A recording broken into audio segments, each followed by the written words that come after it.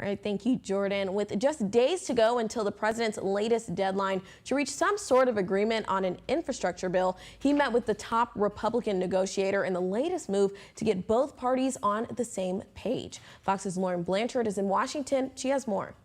President Biden meeting with Senator Shelley Moore Capito in the White House, a rare one-on-one meeting with a top Republican infrastructure bill negotiator.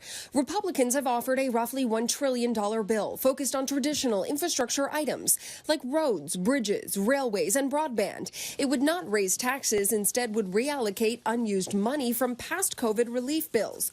In a joint letter, the U.S. Conference of Mayors, National League of Cities, and National Association of Counties say they want a comprehensive infrastructure bill, quote, but not at the expense of reducing funds already authorized under the American Rescue Plan Act. The president's latest proposal is much bigger and includes non-traditional infrastructure items. Some Democrats want President Biden to abandon talks with Republicans and move a bill forward through a process known as budget reconciliation. The president said he wants movement toward a bill by June 7th. Patience is not unending, and he wants to make progress. His only line in the sand is inaction.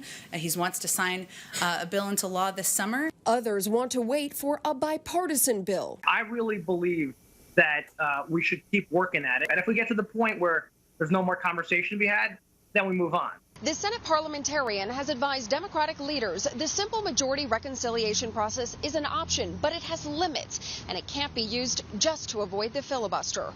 In Washington, Lauren Blanchard, Fox News.